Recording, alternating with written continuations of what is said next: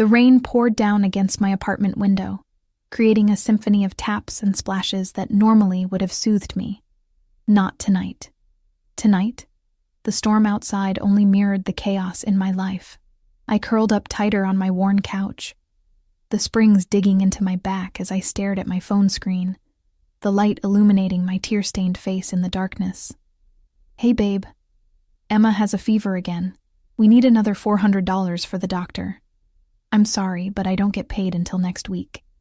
My finger hovered over the send button as guilt washed over me. Mike wasn't Emma's father. That deadbeat had disappeared the moment I told him I was pregnant, leaving me alone to raise our daughter. Mike was just the latest in a string of men who had promised to take care of us, but only ended up taking what little we had. 3 months in, and he was already borrowing money he never repaid. I hit send, then set my phone down and moved to Emma's room. My 4-year-old daughter slept fitfully, her blonde curls plastered to her forehead with sweat.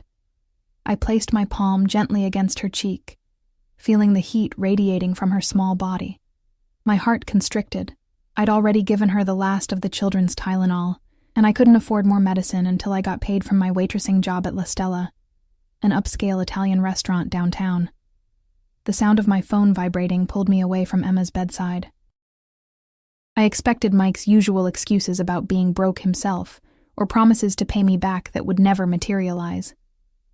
Instead, I found a message from an unknown number. "Who is this?"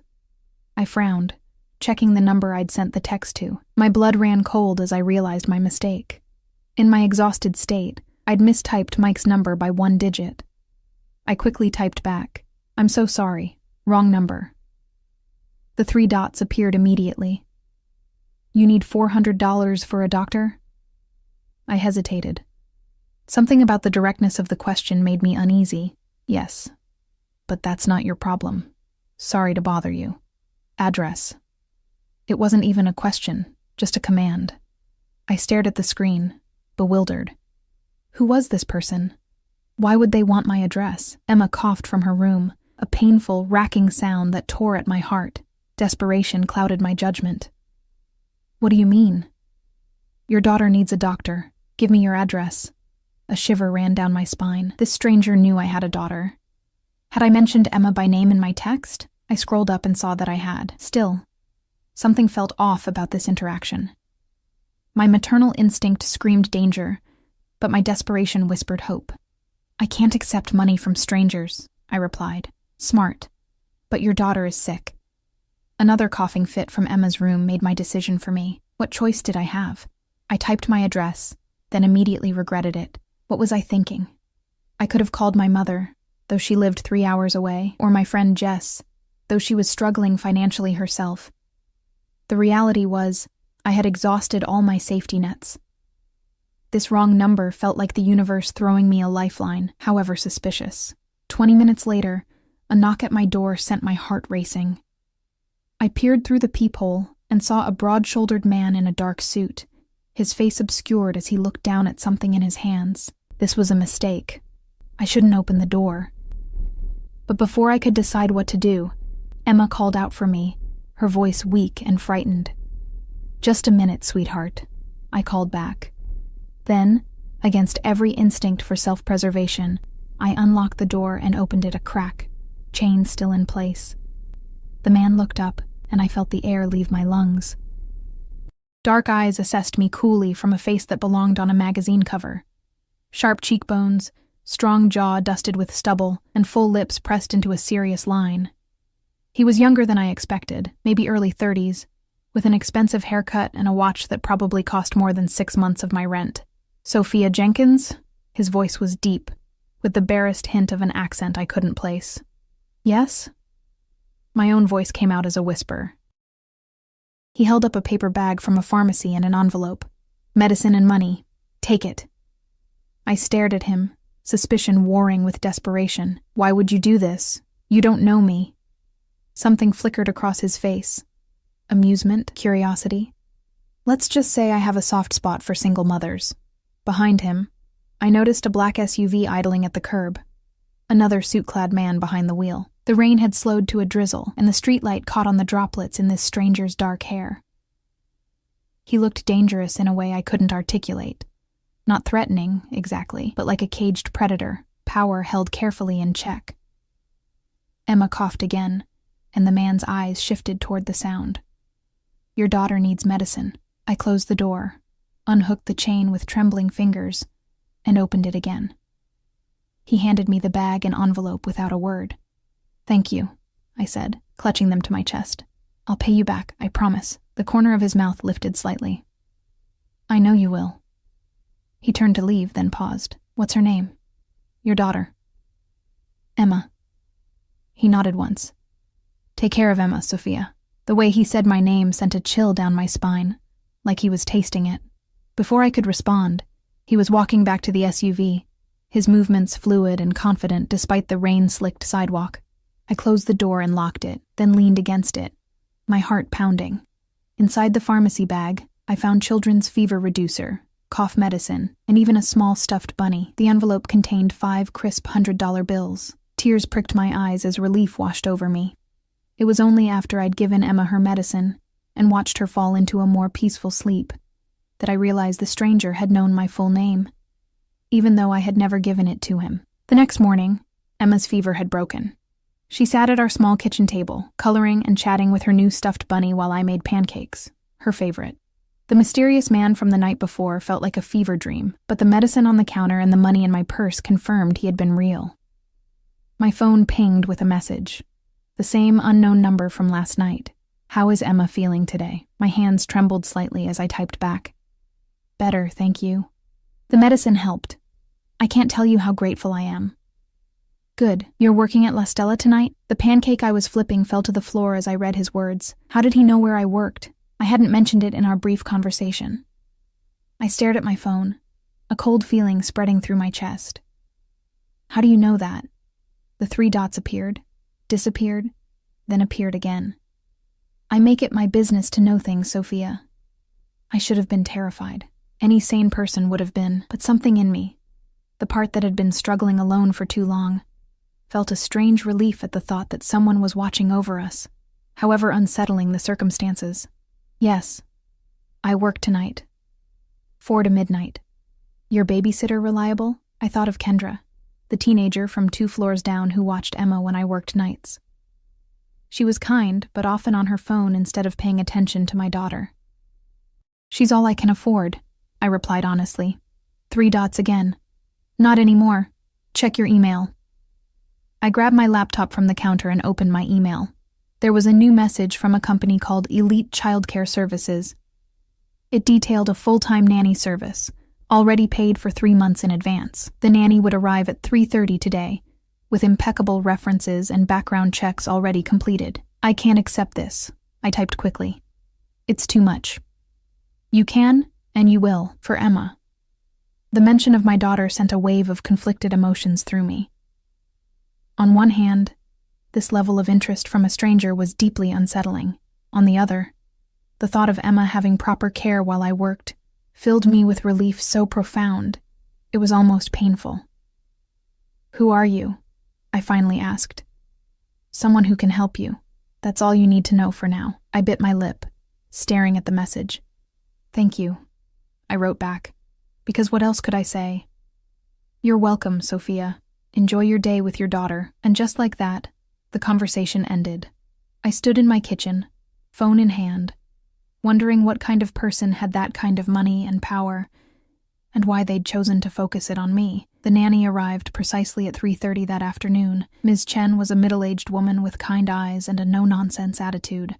She showed me her credentials: former preschool teacher, CPR certified, background check so thorough it made my head spin, and immediately connected with Emma, who was delighted by the educational toys Ms. Chen had brought with her.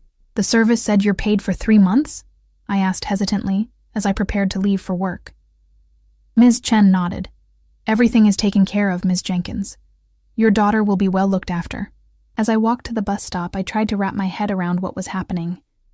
Who was this mystery benefactor, and what would he want in return? Because in my experience, no one gave something for nothing. La Stella was busy that night, the dining room filled with the city's elite enjoying overpriced pasta and wine that cost more than my weekly grocery budget. I moved between tables with practiced efficiency, my smile firmly in place despite my distraction. It was nearly 8 when the maitre d' approached me, looking nervous. "Table 7 requested you specifically," he said, straightening his tie. "It's Mr. Castellano." The name meant nothing to me, but the maitre d's anxiety was contagious. "Is there a problem?" No, he said quickly. He's an important client. Very important. Don't keep him waiting." I made my way to table 7, tucked away in a private corner of the restaurant. As I approached, I saw him, the man from last night, impeccably dressed in a charcoal suit that fit him like it had been poured onto his body. He was even more striking under the warm lighting of the restaurant than he had been in the dim hallway of my apartment building. Beside him sat another man, older and bulkier, with the watchful eyes of a bodyguard. The moment our eyes met, I knew this wasn't just some wealthy Good Samaritan. The deference of the staff, the private table, the silent bodyguard. I had accidentally texted someone powerful, someone dangerous. I reached the table, my heart pounding so hard I was sure he could hear it. "Good evening," I managed, my voice steadier than I felt. "What can I get for you tonight?" His dark eyes never left mine. "Sophia," he said, my name like velvet in his mouth. "It's good to see you in person, properly, this time." I swallowed hard. "You know my name, but I don't know yours." A small smile played at the corner of his lips. "Dante Castellano." He gestured to the seat across from him. "Join me for a moment." It wasn't a request. The bodyguard stood, pulling out the chair for me. I glanced around nervously, but the maitre d' nodded emphatically from across the room. "Sit down," his expression said. "Whatever he wants, give it to him." I sank into the chair, my legs suddenly weak. Up close, Dante Castellano was even more intimidating.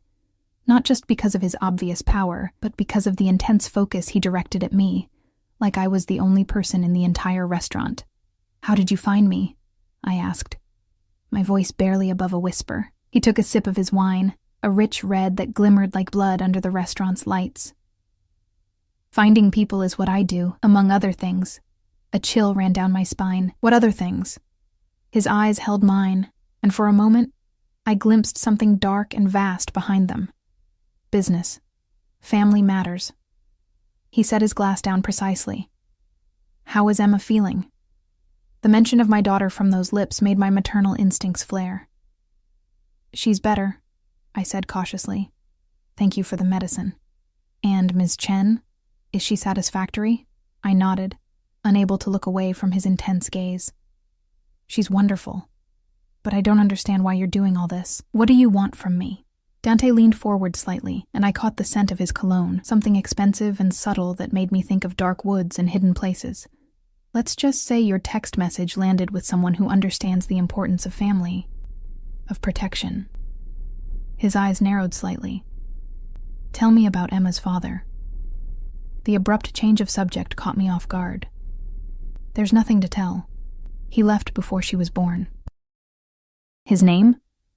The question was soft but carried unmistakable command. "Why do you want to know?" Protective instinct made me hesitate.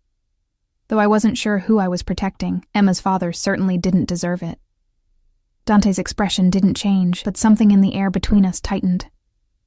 "Sophia," he said, my name a warning and a caress at once. "I don't ask questions twice." I looked down at the pristine white tablecloth. Jason Miller. But he's not in the picture. Hasn't been since I told him I was pregnant. "And this... Mike? The one you meant to text?"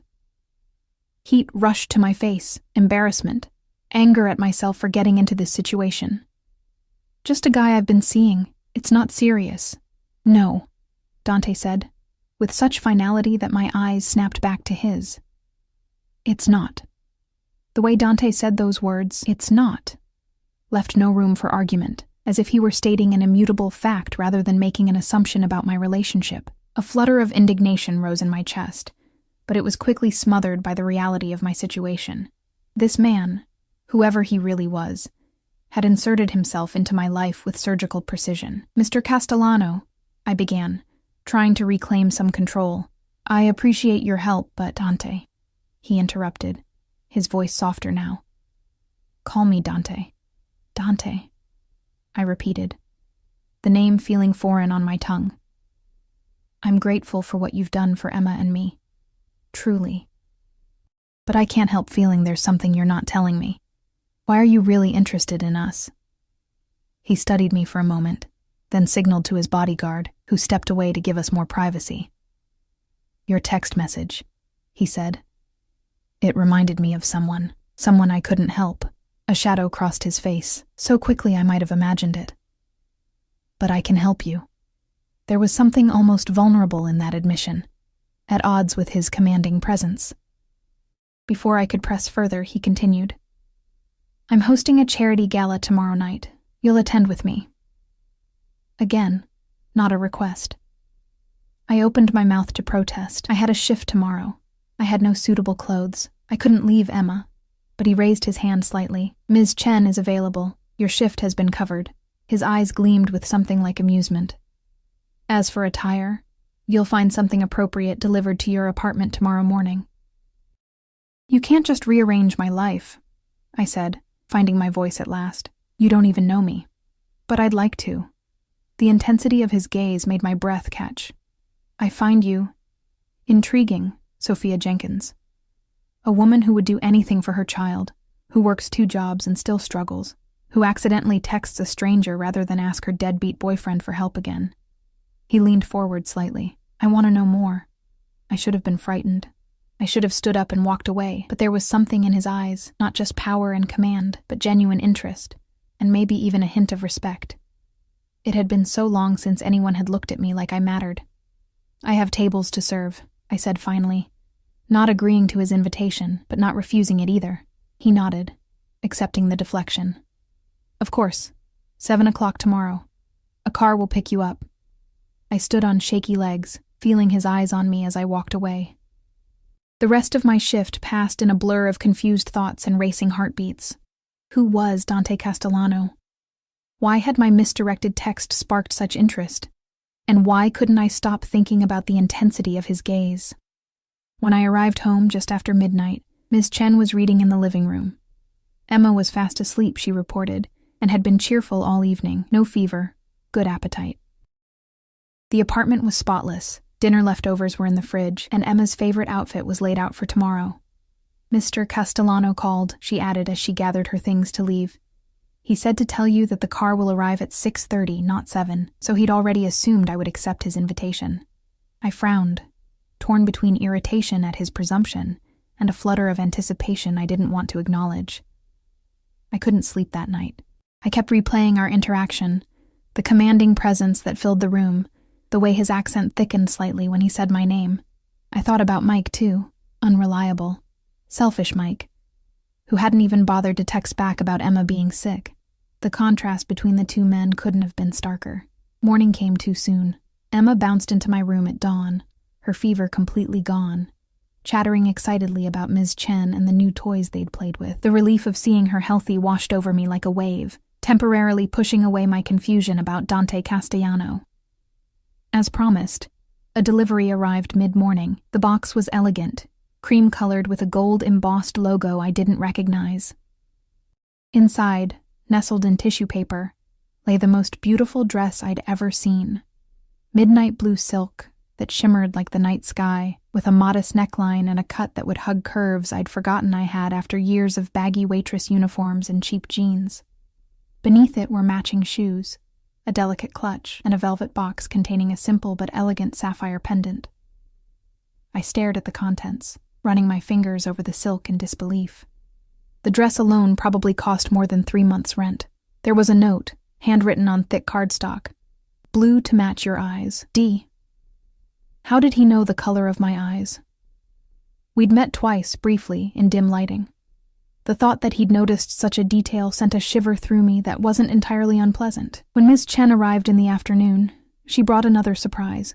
A stylist and makeup artist who transformed my apartment's tiny bathroom into an improvised salon. They worked on me for hours, turning my usually frizzy brown hair into soft waves and applying makeup that enhanced rather than masked my features. The woman I saw in the mirror afterward was both strange and familiar, like a version of myself from an alternate reality where life had been kinder. "Mommy, you look like a princess," Emma gasped when she saw me, her eyes wide with wonder. I crouched down carefully in the beautiful dress. "Thank you, baby. Ms. Chen is going to stay with you tonight while Mommy goes to a work thing." "With the man who brought Mr. Bunny?" Emma asked, clutching the stuffed rabbit Dante had included with the medicine. I blinked in surprise. "How do you know about him?" Emma smiled. "He called Ms. Chen's phone to talk to me. He asked if I liked Mr. Bunny and if I was feeling better. He has a nice voice." A cold feeling spread through my chest. Dante had spoken to my daughter without my knowledge or permission. The boundary he'd crossed sent alarm bells ringing in my head, yet Emma seemed entirely untroubled by the interaction, pleased even. Before I could process this new information, a text arrived. "Car outside." I kissed Emma goodbye, made Ms. Chen promise to call if anything happened, and stepped out into the evening air. A sleek black car waited at the curb, a driver in a dark suit holding the door open for me. As I slid into the plush leather interior, I caught a glimpse of my reflection in the window and barely recognized myself. The car glided through the city streets, eventually turning onto a private drive that wound up into the hills overlooking the skyline. We passed through security gates and approached a sprawling mansion aglow with lights. My stomach tightened with nerves. I didn't belong here, among the wealthy and powerful.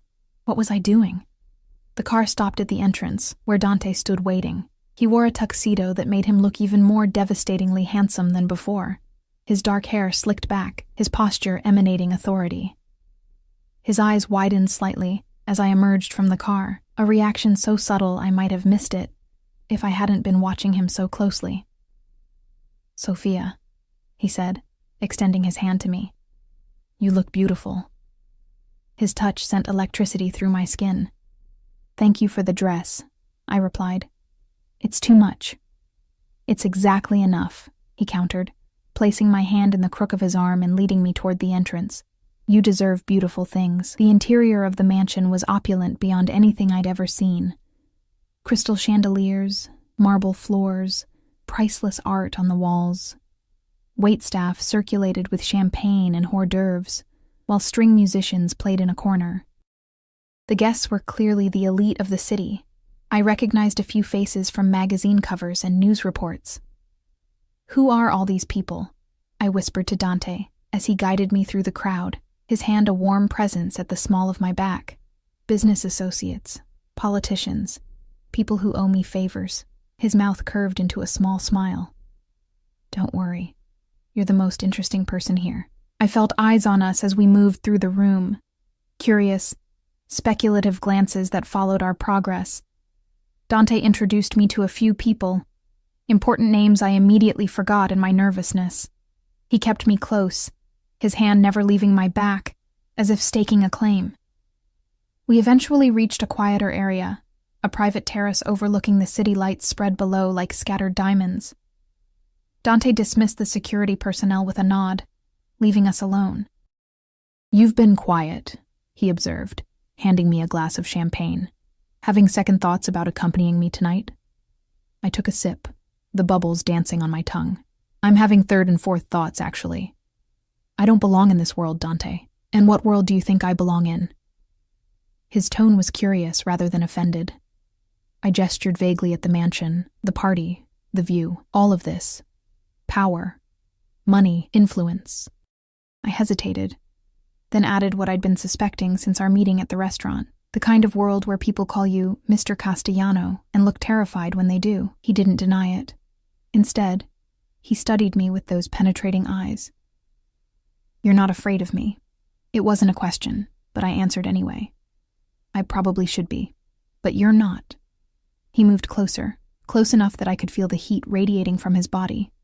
"Why is that, Sophia?" I looked up at him, at the face that could have belonged to a fallen angel, beautiful and dangerous in equal measure. "Because you've been kind to Emma," I said honestly, "and because I think there's more to you than whatever it is that makes others afraid." Something flickered in his eyes. Surprise, perhaps, or appreciation for my candor. "You see me," he murmured, almost to himself. Before I could respond, a man in a dark suit approached, apologizing for the interruption. He whispered something in Dante's ear, too low for me to hear.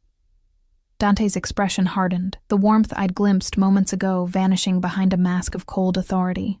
"Take care of it," he ordered, his voice like ice. "No witnesses." My blood ran cold at the words. The man nodded and disappeared as quickly as he'd come. Dante turned back to me, his expression softening slightly. But I took an involuntary step back, champagne sloshing in my glass. "No witnesses?" I repeated, my voice barely audible. "What does that mean?" Dante sighed, running a hand through his perfectly styled hair. "Business, Sophia. Nothing for you to concern yourself with." "It sounds like the kind of business that gets people hurt," I said, unable to keep the tremor from my voice. He moved toward me slowly, as if approaching a frightened animal. "There are many kinds of power in this world. Some require protection." "Protection," I echoed hollowly. "Is that what you call it? What would you call what I've done for you and Emma?" He countered, his eyes holding mine. "Is that not protection as well?" The comparison struck me like a physical blow. Was I accepting help from a man who ordered violence as casually as he ordered wine? What did that make me? "I should go," I whispered, setting down my glass with shaking hands. This was a mistake. "Sophia." He caught my wrist as I turned to leave, his grip firm but not painful. "Don't run from me." "Why not?" I challenged, finding courage in my growing fear. "What happens to people who run from Dante Castellano? No witnesses?" Pain flashed across his face, so raw and unexpected that it stopped me in my tracks. "I would never hurt you," he said, his voice rough with emotion. "Or Emma. Never." I wanted to believe him. God help me. Despite everything I'd just heard, I wanted to believe there was a line he wouldn't cross. "Then let me go," I said quietly. To my surprise, he released my wrist immediately. "The car will take you home whenever you're ready," he said, his composure returning. "But I hope you'll stay. There's more you should know." I hesitated, torn between the sensible urge to flee and the pull I felt toward this dangerous, complex man. What more could there possibly be? He glanced around to ensure we were truly alone, then stepped closer. "Jason Miller," he said, the name of Emma's father sounding strange in his mouth. "Did you know he's back in the city?" The world seemed to tilt beneath my feet. "What? How would you—" I stopped, remembering who I was talking to. Of course he would know. "Why do you care about Jason?" Dante's jaw tightened.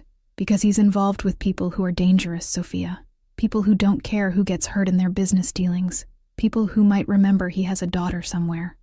Fear gripped my heart, different from my fear of Dante, deeper, more primal. Fear for Emma.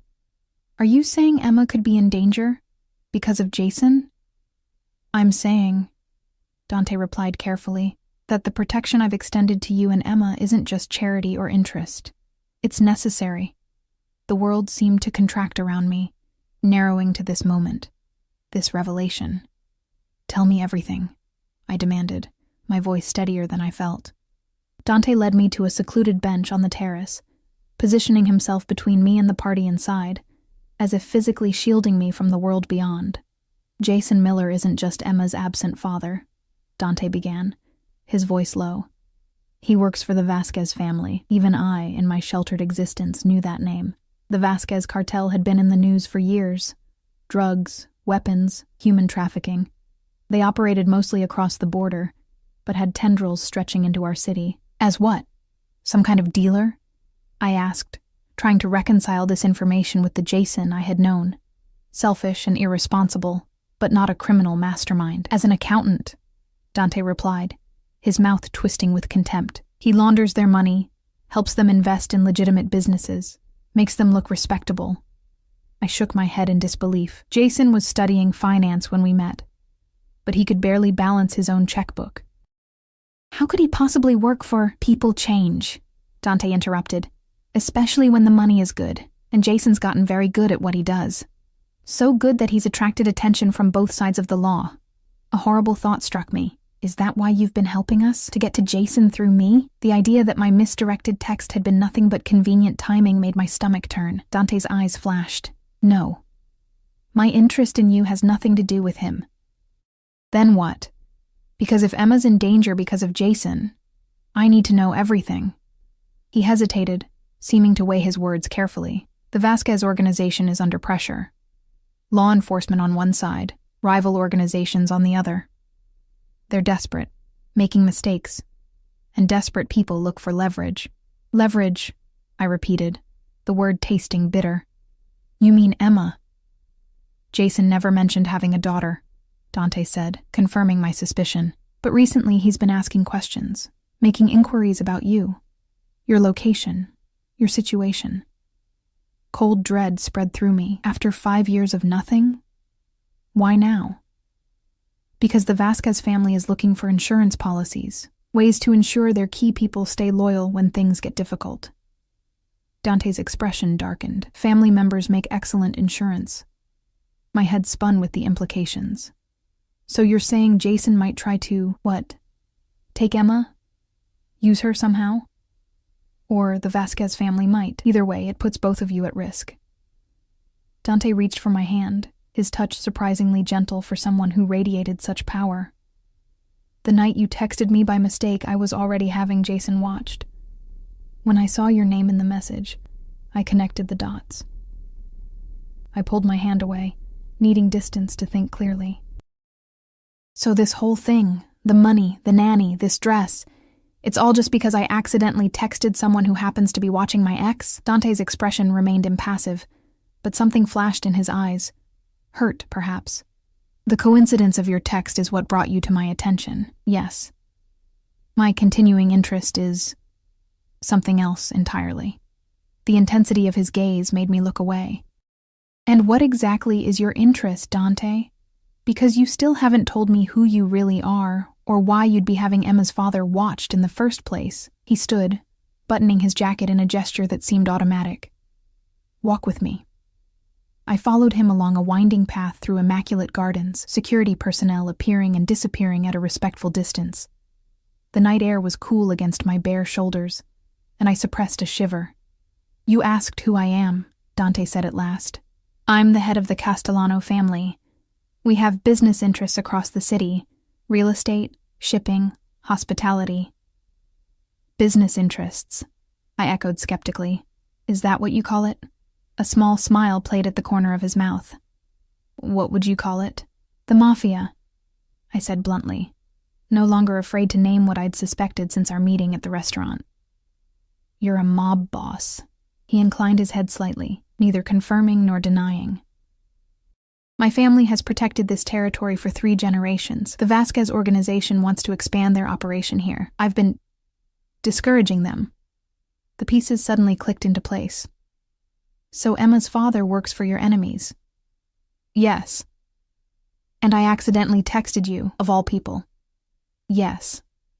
I stopped walking, trying to absorb the cosmic joke that fate had played on me. And now you're what? Protecting us from them? Or using us as pawns in your war? Dante turned to face me, his expression grave. I don't use children as pawns, Sophia. Ever. That's a line I don't cross. Something in his voice, a rawness that hadn't been there before, made me believe him. So what happens now? I asked quietly. Now I continue to ensure your safety. Both of you. He stepped closer, close enough that I could see the faint scar above his left eyebrow. Smell the subtle cologne that seemed to be part of him. Unless you want me to stop. I knew I should say yes, tell him to back off, figure out some way to protect Emma on my own. But the thought of facing Jason or the people he worked for without Dante's resources terrified me. Why would you do this for us? I whispered. What do you get out of it? His eyes searched mine. At first it was strategic. Keep you away from Miller, monitor the situation. He paused, and something in his expression shifted, became more personal. Now, I find myself invested in your well-being. Both of yours. Why? I pressed. Because you're different, Sophia. He reached out, brushing a strand of hair from my face with a touch so gentle it made me tremble. You look at me and see the man, not just what I represent. You challenge me. You're not afraid. I should be, I murmured. Perhaps. But your hand lingered near my face, and that interests me. The air between us seemed to crackle with tension. I was acutely aware of his proximity. of the power he emanated, and of my own inexplicable response to it. I should have been repelled, horrified even, but instead I felt drawn to him like a moth to flame. A discreet cough interrupted the moment.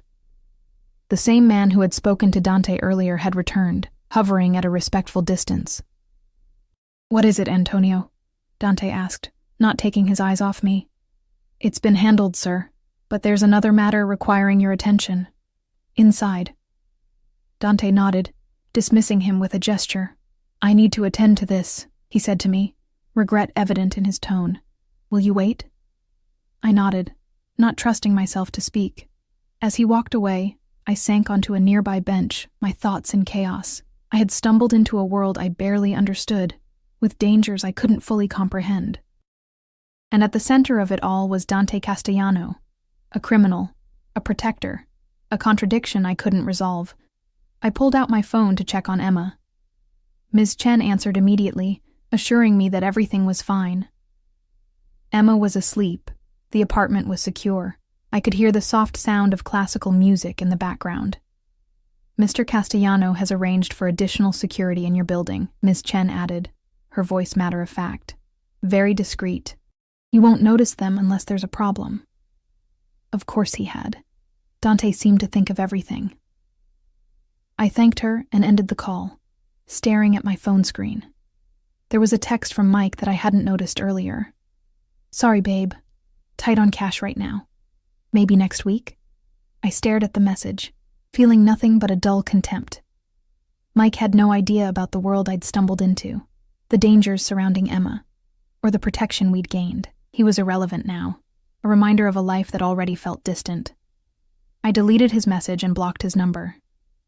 When Dante returned some 20 minutes later, he seemed different, tenser, more guarded.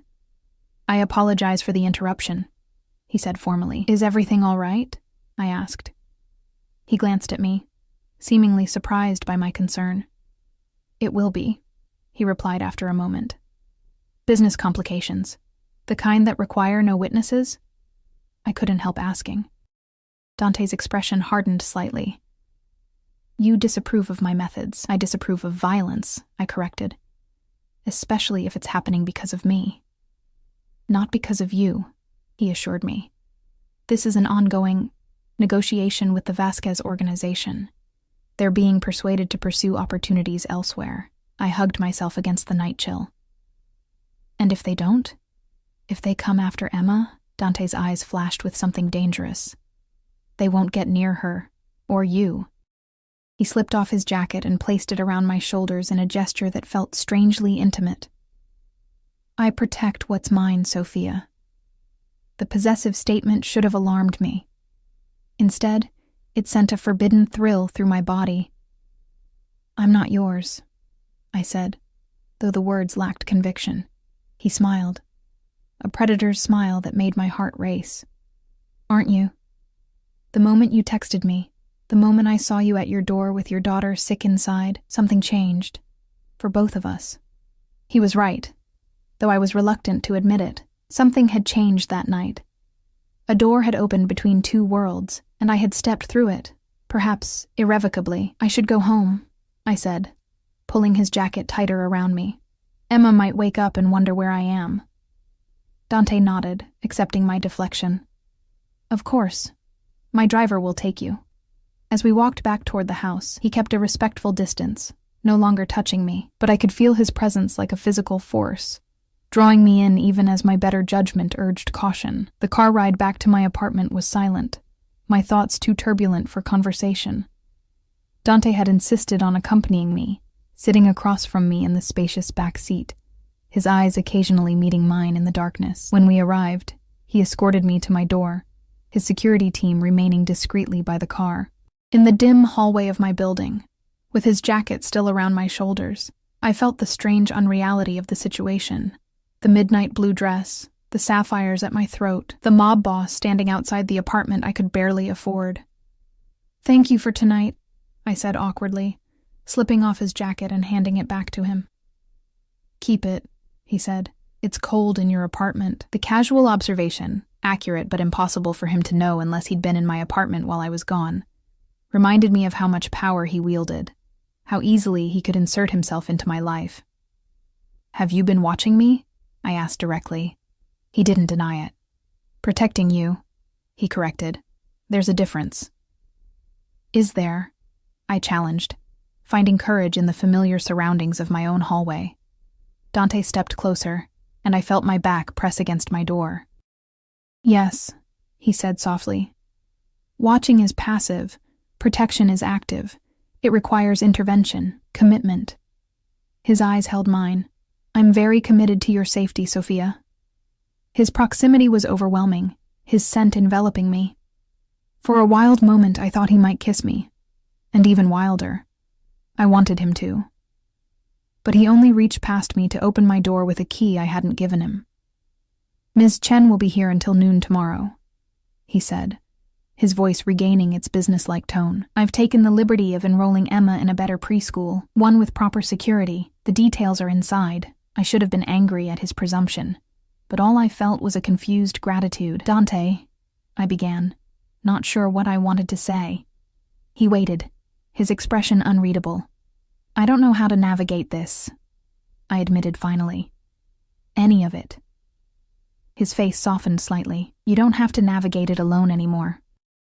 He reached out, his fingers brushing my cheek in a touch so light I might have imagined it. "Good night, Sophia."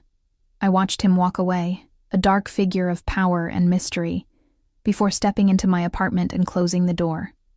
Ms. Chen nodded from the couch where she was reading, then tactfully retreated to the kitchen to give me privacy. I checked on Emma, who was sleeping peacefully, Mr. Bunny clutched to her chest. In the soft glow of her nightlight, she looked so small, so vulnerable.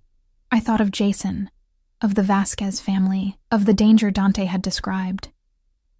My heart clenched with fierce maternal protectiveness. Whatever Dante Castellano was, criminal, protector, both, he had the power to keep my daughter safe.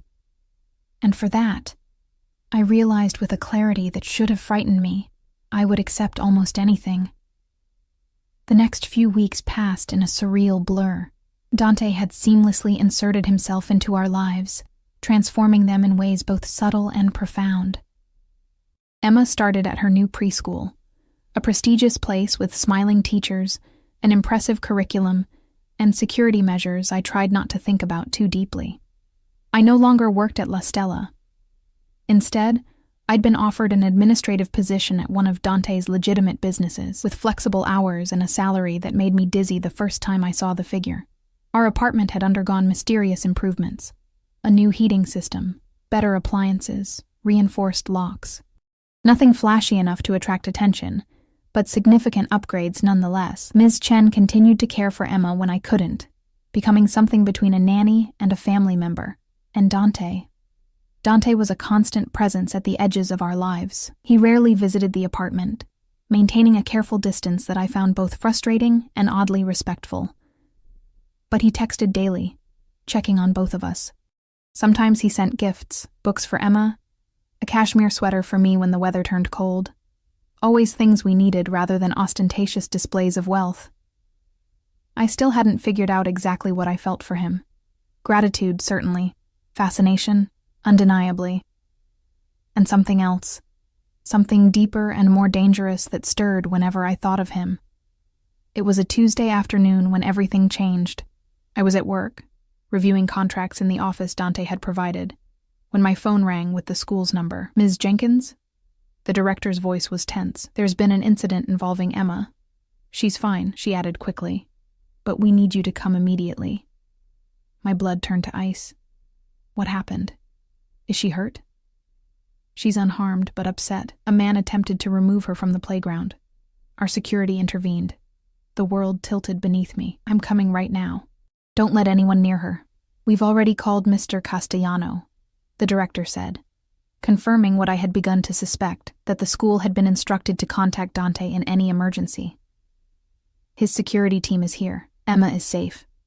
I barely remembered the drive to the school, my mind racing with terrifying possibilities.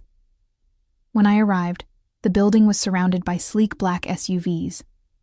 Men in suits spoke into earpieces, their eyes constantly scanning the surroundings. I was escorted inside by one of Dante's men, led to a private office where Emma sat on a small couch, clutching Mr. Bunny. Dante was kneeling before her, speaking softly. When she saw me, she launched herself into my arms with a cry. "Mommy, a bad man tried to take me." I held her tightly, my heart hammering against my ribs. "It's okay, baby. You're safe now. I've got you." Over her head, my eyes met Dante's. His expression was terrifying, cold fury barely contained beneath a calm exterior.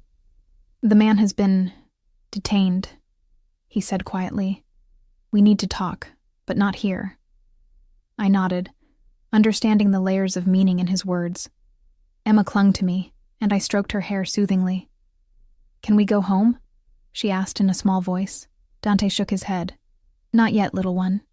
It's not safe right now, but I have a special place where you and your mom can stay for a while. There's a swimming pool and a garden. Would you like that?" Emma's eyes widened. She looked at me for confirmation, and I nodded, though I had no idea what Dante was proposing. "Okay," she said cautiously. "Good girl," Dante said, his voice gentler than I'd ever heard it. "Now, Ms. Chen is waiting outside. She has a surprise for you while your mom and I talk for a minute." Emma hesitated, then slid from my lap when Ms. Chen appeared at the door with what looked like a new stuffed animal. Once she was out of earshot, I turned to Dante. "What happened?" I demanded. "Who tried to take her?" Dante's jaw tightened. "One of Vasquez's men. He posed as a maintenance worker." Fear and anger surged through me. "I thought you said they wouldn't get near her. You promised she'd be safe." "And she is," he replied, his voice hard. "My people stopped him before he could get within 10 feet of her. The security measures worked, Sophia." I pressed my hands to my face, trying to steady my breathing. What if they try again? What if next time your people aren't fast enough? "There won't be a next time." The cold certainty in his voice sent a shiver down my spine. "But you can't stay at your apartment. Not anymore. It's too exposed." I dropped my hands, facing him squarely. "Where then?" "You mentioned a place with a pool. My home," Dante said simply. "It's secure, private. No one gets in or out without my knowledge." The implications of what he was suggesting washed over me. Moving into Dante Castellano's home meant crossing a line I had been carefully avoiding for weeks. "Dante," I began hesitantly, "I appreciate everything you've done for us. But living in your house, people will talk. They'll assume—" "Let them assume," he interrupted, stepping closer.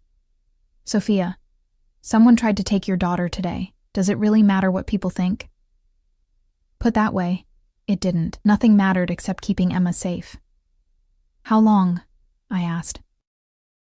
"Until the threat is neutralized." His eyes met mine, dark and uncompromising. "I won't lie to you.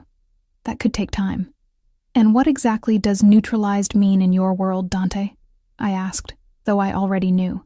He didn't flinch from the question. "It means ensuring the Vasquez organization understands the consequences of targeting what's under my protection. It means making Jason Miller regret the day he mentioned he had a daughter." His voice dropped lower. "It means whatever is necessary to keep you and Emma safe." The ruthlessness in his tone should have frightened me. Instead, it awakened something primal in my chest. The fierce, protective instinct of a mother whose child had been threatened. "Do it," I said, surprised by the hardness in my own voice. "Whatever it takes." Something flashed in Dante's eyes. Approval, perhaps, or recognition. He nodded once, then took my hand. His touch was warm, solid, grounding me when everything else felt chaotic. "Pack a bag when we get to your apartment," he instructed. "Just essentials. Everything else can be replaced." Within hours, Emma and I were installed in Dante's mansion, the same one where the charity gala had been held. Though it felt different now, less like a showplace and more like the fortress it truly was. Emma, resilient as only children can be, quickly forgot her fear in the excitement of exploring our new temporary home. The swimming pool turned out to be an indoor pool with mosaic tiles and gentle waterfall features. The garden was acres of manicured ground surrounded by walls and state-of-the-art security. Dante gave us adjoining rooms in the east wing, spacious, elegant, but not overwhelming.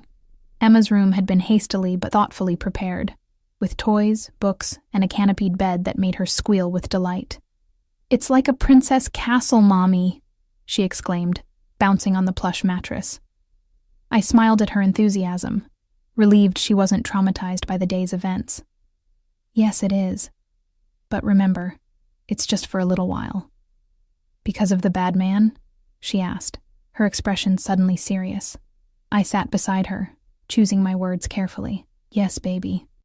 There are some bad people who might want to hurt us. So we're staying here where it's safe until they're gone." Emma nodded, processing this with the straightforward logic of a child.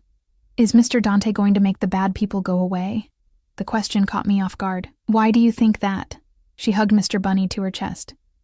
"Because he's strong. And he looks at you like the princes look at the princesses in my stories." Heat rushed to my face. "Emma, Mr. Dante is just helping us because he's kind." She gave me a look that was far too knowing for her 4 years. "He likes you, Mommy. A lot." Before I could formulate a response to this startling insight, Ms. Chen appeared to help Emma get ready for bed. I retreated to my own room, overwhelmed by the day's events and my daughter's perceptiveness.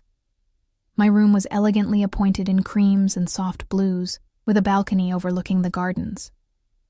On the bed lay a robe and nightgown in my size, and the bathroom was stocked with toiletries. All the brands I used, I noticed with a mixture of appreciation and unease at the thoroughness of Dante's knowledge about me. After a long shower, I changed into the provided nightgown, simple but made of silk that felt like water against my skin, and stepped onto the balcony. The night air was cool, stars visible above despite the city lights in the distance. I leaned against the railing, trying to process everything that had happened. "May I join you?" Dante's voice startled me. He stood at the doorway to my room, still in his suit, though he'd removed the tie and unbuttoned the collar. He looked tired but alert, the lines of his face more pronounced than usual. I nodded, and he stepped onto the balcony, maintaining a respectful distance. For a while, we stood in silence, looking out at the darkened gardens. "Emma's asleep?" he asked eventually. "Yes." The excitement wore her out. I turned to face him. "Have you found out anything more about the man who tried to take her?" Dante's expression hardened. "Yes." He confessed everything. I didn't ask how they'd made him confess. Some details I'd learned were better left unexamined, and it was Jason's idea, Dante said, his voice carefully controlled. He told the Vasquez family about Emma, suggested using her as leverage in their negotiations with me. The betrayal cut deeper than I would have expected. Jason had abandoned us without a backward glance, but to actively put Emma in danger? He would use his own daughter like that?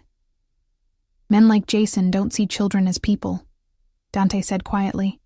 They see tools, assets, pieces to be moved in their games. Something in his tone suggested personal knowledge of such men. I wrapped my arms around myself, suddenly cold despite the mild night. What happens now? Dante moved closer, his presence solid and reassuring. Now we keep you both safe here while I resolve the situation permanently. You make it sound so simple, I murmured. The concept is simple, he replied. The execution, less so. But it will be done. I studied his profile in the moonlight. The strong jaw, the straight nose, the intensity that never seemed to leave him. Why are you doing all this, Dante? The truth this time. He turned to face me, his eyes searching mine. From the first moment I saw you. Exhausted, worried about your daughter, but still standing tall. Something in me recognized something in you. His voice softened.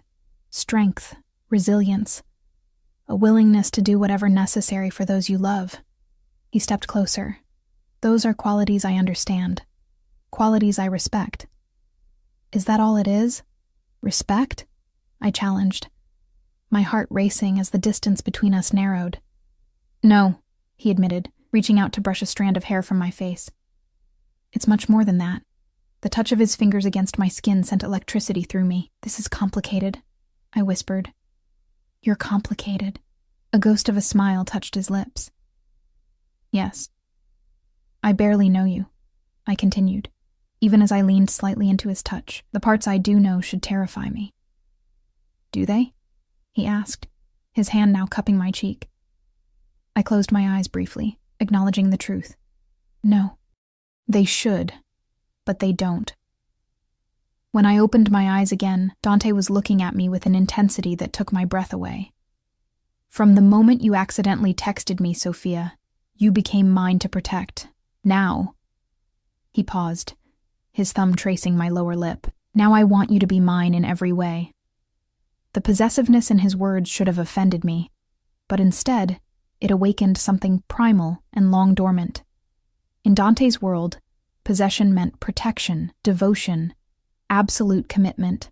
After years of men who had taken without giving, who had made promises they never intended to keep, there was something intoxicating about his straightforward claim. And if I don't want to be possessed? I asked, testing him even as my body betrayed my true feelings by leaning closer.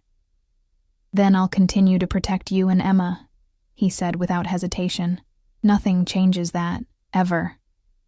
The sincerity in his voice broke something loose inside me, the last of my resistance, perhaps. I reached up, touching his face as he was touching mine. And if I do? His eyes darkened, and in one fluid movement he pulled me against him. Then I'll never let you go, he whispered against my lips before claiming them with his own. The kiss was unlike anything I had ever experienced, passionate but controlled, as if Dante was holding himself in check even as he claimed my mouth with his. His hands remained gentle on my face, though I could feel the tension in his body, the power he kept carefully restrained. When we finally broke apart, we were both breathing heavily, the air between us charged with electricity. "Stay with me tonight," he murmured, his forehead resting against mine, "just to sleep. I need to know you're safe." The vulnerability in his request surprised me. This wasn't the demand of a possessive man, but the plea of someone who genuinely feared for my safety. I nodded, unable to deny the comfort his presence offered after the terror of the day. He led me back inside, closing the balcony doors and drawing the curtains with a carefulness that spoke of security concerns rather than privacy. When we lay down on the massive bed, he pulled me against his chest, one arm wrapped protectively around my waist. I could feel his heartbeat, strong and steady against my back. "Sleep," he whispered, pressing a kiss to my hair. "I'll be here." Exhaustion claimed me quickly, the emotional toll of the day pulling me into a deep sleep despite the unfamiliar surroundings and the man beside me. For the first time in years, I felt completely safe. I woke to sunlight filtering through the curtains and the sound of Emma's laughter from somewhere in the house. Dante was gone, but a handwritten note lay on his pillow. "Had to handle some business. Antonio is outside your door. Emma is with Miss Chen in the kitchen. Join us for breakfast when you're ready. D." The domesticity of it struck me as I dressed in clothes that had mysteriously appeared in the closet overnight. All my size, all better quality than anything I'd owned before. This strange new life we were building felt both surreal and oddly right. When I opened my bedroom door, Antonio nodded respectfully from his post. "Good morning, Ms. Jenkins. The boss asked me to escort you to the kitchen." "Is that really necessary inside the house?" I asked, unused to such scrutiny. Antonio's expression remained professional. "Mr. Castellano's orders, ma'am. Until the situation is resolved." The situation. Such a neutral word for what was happening. I nodded and followed him through the winding corridors of the mansion. We passed several more security personnel, all with the same vigilant eyes and subtle earpieces. The kitchen was unexpectedly warm and inviting. A large open space with gleaming counters and sunlight streaming through windows that overlooked a herb garden. Emma sat at a central island, happily eating pancakes shaped like animals while chatting with Ms. Chen. And there, at the stove with his sleeves rolled up, stood Dante Castellano, making what appeared to be an omelet. The domestic scene was so at odds with everything I knew about him that I stopped in the doorway, momentarily speechless. Dante looked up, his eyes warming when they met mine. "Good morning," he said, with a smile that transformed his usually serious face. "Coffee?" "Please," I managed, taking a seat next to Emma, who immediately launched into an excited description of her bedroom and the toys she'd discovered this morning. Dante moved around the kitchen with unexpected grace, placing a perfect omelet in front of me along with a steaming mug of coffee prepared exactly how I liked it. The normalcy of it all was disconcerting. A family breakfast with the most dangerous man in the city. "Did you sleep well?" he asked. his voice casual, though his eyes held a deeper question. Better than I have in years, I admitted quietly. Something flickered across his face. Satisfaction, perhaps, or relief. He nodded once, then turned to Emma. And what about you, little one? Did you like your princess bed? Emma nodded enthusiastically. It's the best bed ever. Can we stay here forever, Mr. Dante? An awkward silence fell. Dante's eyes met mine over Emma's head, carefully neutral, waiting for me to respond. We'll see, sweetie, I said gently. For now, we're just visiting until the bad people are gone. About that, Dante said, his tone shifting to something more businesslike. He glanced at Ms. Chen, who immediately understood. Emma, would you like to see the fish pond in the garden? She asked. I think I saw some very colorful koi there yesterday. Once they had left, Dante sat across from me, his expression grave. We've located Jason, he said without preamble. He's being held at a Vasquez property outside the city. I set down my coffee cup carefully. Held? I thought he was working with them. He was, Dante confirmed. But it seems his plan to use Emma backfired when my security stopped their man. The Vasquez family doesn't tolerate failure. A cold feeling spread through my chest. Despite everything, despite what Jason had tried to do to our daughter, he was still Emma's father. Are they going to kill him? Dante studied me, his expression unreadable. They might. Unless someone intervenes, I stared at him. Realization dawning. You could intervene. You could save him. I could, he agreed, his voice neutral. The question is, should I? The question hung between us, heavy with implications. What was I asking for? Mercy for a man who had abandoned his child, then tried to kidnap her? Or closure for a little girl who might someday want to know her father, however unworthy he was? Not for him, I said finally. For Emma. She might have questions someday that only he can answer. Dante nodded, accepting my reasoning without judgment. I'll bring him in. After that, you decide what happens to him. The power he was handing me should have been terrifying, but in that moment it felt right. This was about Emma, about our future. I should have a say in how it unfolded. Thank you, I said simply. He reached across the table, taking my hand in his. There's more we need to discuss. The Vasquez situation has become complicated. They're making a major push into the city, and I need to deal with it decisively. What does that mean for us? I asked, sensing the gravity behind his words. It means I'll be away for a few days, he said, his thumb tracing circles on my palm. The house is secure. You and Emma will be safe here with Antonio and the security team. Fear clutched at my heart. Is it dangerous, what you're doing? A shadow of a smile touched his lips. Everything I do is dangerous, Sophia. Don't joke about this, I said, tightening my grip on his hand. Emma needs you. I hesitated, then added softly. I need you. Something flashed in his eyes, surprise, followed by a warmth that transformed his entire face. You have me, he said, raising my hand to his lips. More than you know. The next 3 days were among the most anxious of my life. Dante left that afternoon after a private conversation with his security team that left them all looking grim and determined. I tried to maintain a sense of normalcy for Emma, exploring the mansion's many rooms, swimming in the indoor pool, reading in the extensive library. But always, at the back of my mind, was the fear that Dante might not return. It was strange how quickly he had become essential to me, not just for protection or security, but for himself, his quiet strength, his unexpected gentleness with Emma, the way he looked at me as if I were something precious rather than broken.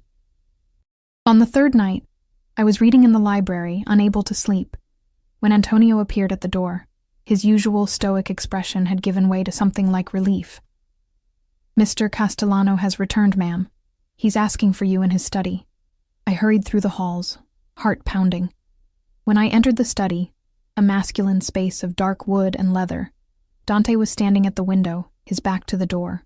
He turned as I entered, and I gasped at the bruise on his cheekbone, the cut above his eye. You're hurt, I said, crossing to him immediately. He caught my hands as I reached for his face. It's nothing. Superficial. I searched his eyes, looking beyond the injuries to what lay beneath. Is it over? Yes, he said simply. The Vasquez family has agreed to leave the city and cease all operations here. Permanently. The finality in his voice told me not to ask how this agreement had been reached. Some details of Dante's world would always remain in shadow, and perhaps that was for the best. And Jason? I asked. Dante's expression hardened slightly. He's being held securely, as promised. His fate is yours to decide. I took a deep breath, having thought about this constantly in his absence. I want him gone, far away from Emma, from us, but alive. Not for his sake, but because someday Emma might want answers. And because I don't want that kind of blood on our hands. Dante nodded, seemingly unsurprised by my decision. He'll be persuaded to accept a new identity, a new life far from here. He won't contact you again. Thank you, I said, meaning it. Then, unable to contain myself any longer, I stepped into his arms, careful of his injuries. I was worried about you. His arms closed around me, strong and secure. I told you I'd come back to you. Promise me you always will, I whispered against his chest, hearing the steady beat of his heart. He pulled back slightly, lifting my chin with his finger so our eyes met. Always, he vowed. The word holding all the weight of an oath. Then he kissed me. A kiss that spoke of homecoming and promise, and possibilities I had never dared imagine. Weeks passed, then months. Emma and I never returned to our old apartment. Instead, the mansion became our home, gradually warming with our presence. Emma's drawings on the refrigerator, my books scattered in the library, family dinners in the kitchen, rather than the formal dining room. Dante's men remained a constant presence, but they faded into the background of our lives, a security blanket rather than an intrusion. I continued working for Dante's legitimate businesses, discovering a talent for organization and management that earned me respect beyond just being the boss's woman. Emma thrived in her new school, making friends and showing an aptitude for music that Dante immediately nurtured with the finest piano teacher in the city. As for Dante and me, our relationship deepened with each passing day. He was still the powerful, dangerous man I had first met. I occasionally overheard conversations that reminded me of exactly who and what he was. But with us, he showed a different side. Playful with Emma, passionate and tender with me, fiercely protective of the family we were building. It was a crisp fall evening, almost a year since my misdirected text, when Dante took me for a walk through the garden. The leaves were turning golden and crimson, the air carrying the first hint of winter. Emma was inside having her piano lesson, the sweet notes of a simple melody floating through the open windows. I've been thinking, Dante said, his hand warm around mine, about the future. Oh? I looked up at him, at the face I had come to love despite, or perhaps because of, all its complexities. He stopped beside the koi pond, turning to face me fully. My world is dangerous, Sophia.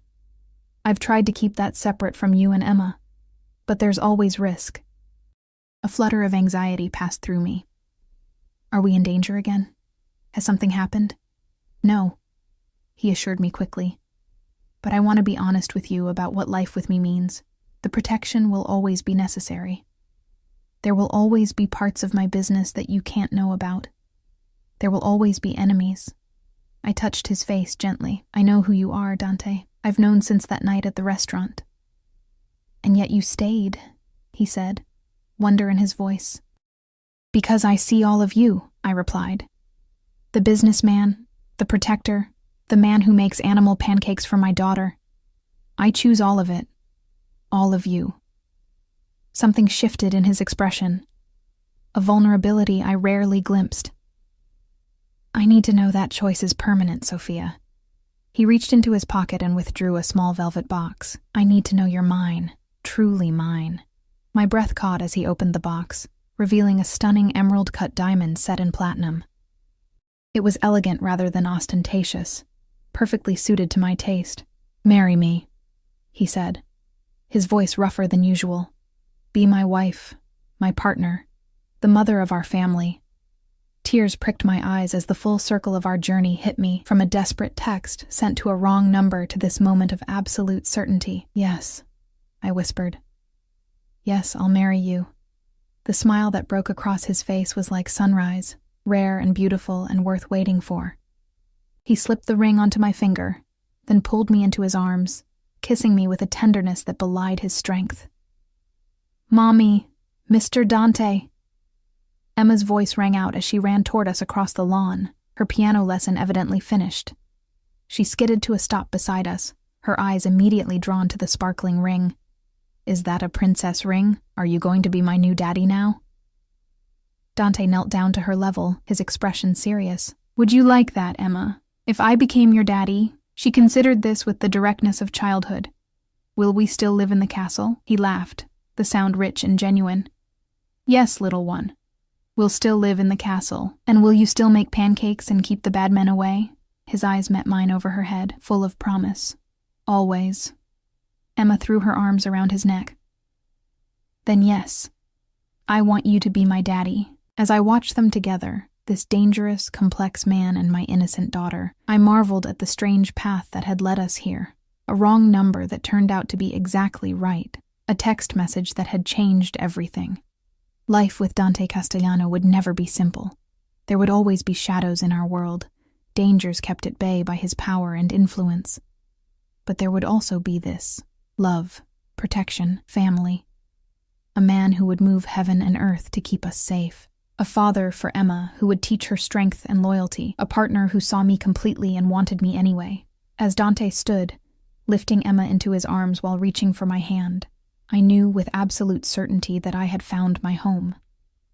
Not in a mansion or behind security systems, but with him, this beautiful, dangerous man who had become our protector, our provider, our everything. One accidental text message, one moment of desperation, and a digit entered wrong. And now, a lifetime stretching before us, complicated, sometimes dangerous, but always, always ours.